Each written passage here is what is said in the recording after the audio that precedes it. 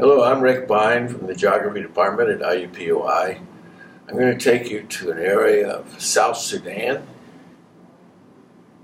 an area just north of the Uganda border, an area that was now called South Sudan. At that time, it was all one country of Sudan.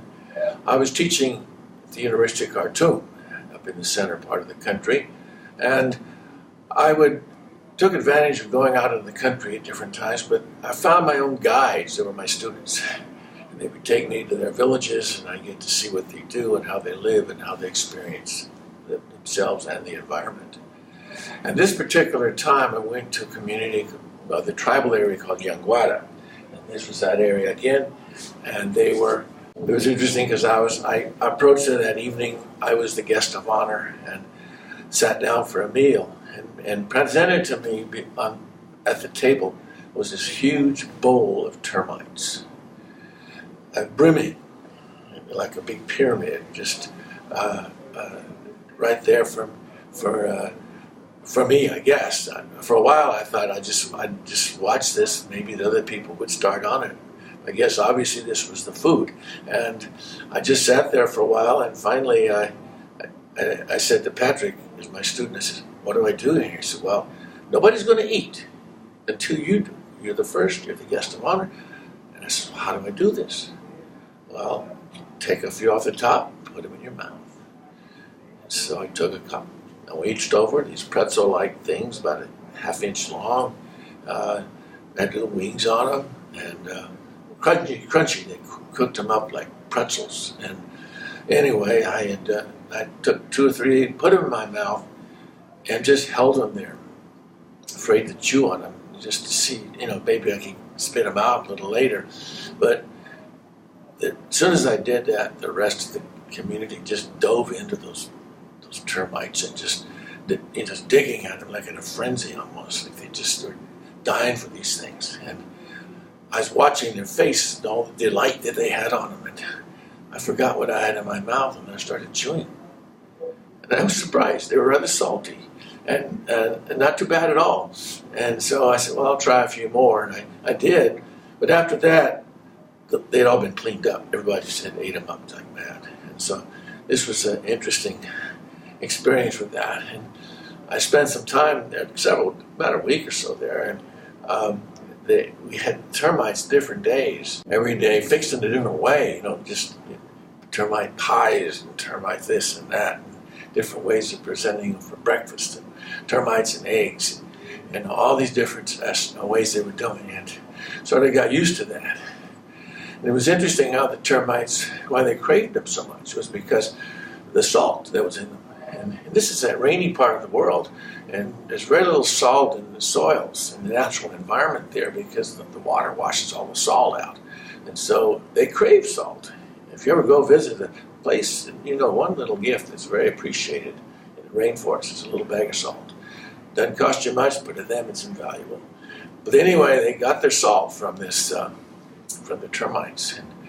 And the termites, where they come from? They're local. There's this big mound here you can see in this picture here, where they had these termites build these huge mounds, and they swarm. At night, and in the early morning, after a rainstorm, they swarm. They leave and they go out looking for food, places to breed or whatever.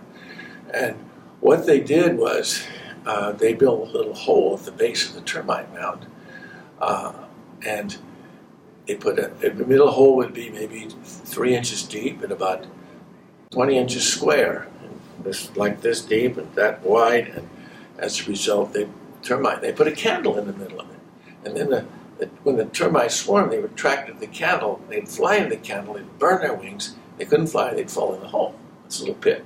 So by morning, this pit was full of crawling termites who couldn't fly anymore, and they just collect them.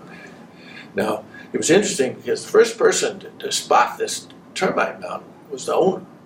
So he could decide how he wanted to distribute his termites. He could sell them or whatever, but this is how that happened. So termite mound, when it first started to appear, it starts real low to the ground, then gradually builds up. But he gets his claim on it, and then after that, everybody can, buy it from him or accept a gift or whatever. So these termites are pretty much a part of the culture there, and very important.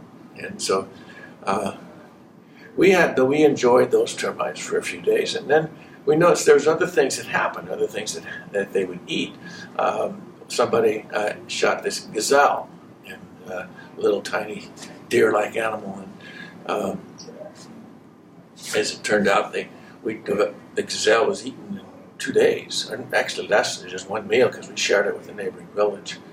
And so that was that for the meat that day. But then a day later, this Cape buffalo, a huge animal, must weigh 1,000 pounds. They killed one of those, and when they butchered it, it was so big. They had all this meat.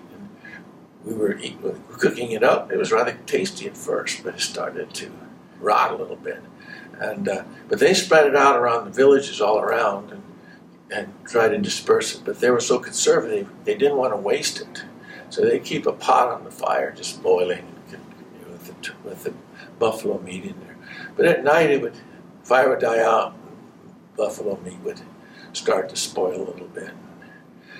And after a few days of that, I told Patrick, I said, "Hey, I can't take any more of this buffalo meat.